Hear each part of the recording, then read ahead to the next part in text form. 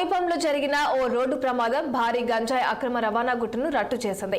ఆగి ఉన్న లారీని బైక్ ఢీ కొట్టిన ఘటనలో ఓ యువకుడు మృతి చెందగా పోలీసులు జరిపిన తనిఖీల్లో లారీలో దాచిన సుమారు 500 కిలోల గంజాయి బయటపడింది.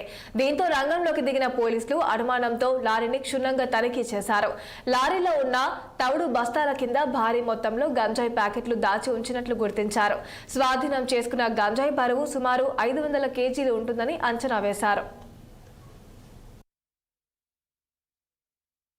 రిజిస్ట్రేషన్ తోటి ఉన్నటువంటి ఒక ఐషర్ వ్యాను మనకు కల్వరి టెంపుల్ దాటిన తర్వాత టువర్డ్స్ నెల్లూరు వైపు వెళ్ళేటప్పుడు బ్రేక్ డౌన్ అయినందువలన రోడ్డు మార్జిన్ తీసి రోడ్డుకు సైడ్ మార్జిన్ లో ఆపుకోవటం జరిగింది. అది ఎప్పుడు జరిగింది, ఎన్నింటప్పుడు జరిగింది అన్నది కూడా మనకి ఇంకా పూర్తిగా తెలియదు. డ్రైవర్ అయితే అందుబాటులో లేడు.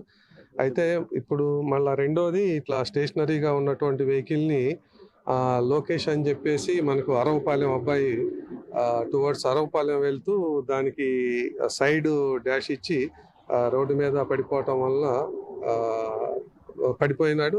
అతనే మళ్ళా వాళ్ళ బంధువులకు కూడా కాల్ చేసి వాళ్ళు వచ్చి తీసుకొని హాస్పిటల్ కిమ్స్కి వెళ్ళారు. తర్వాత అక్కడికి వెళ్ళేటప్పుడు చనిపోయాడని చెప్పేసి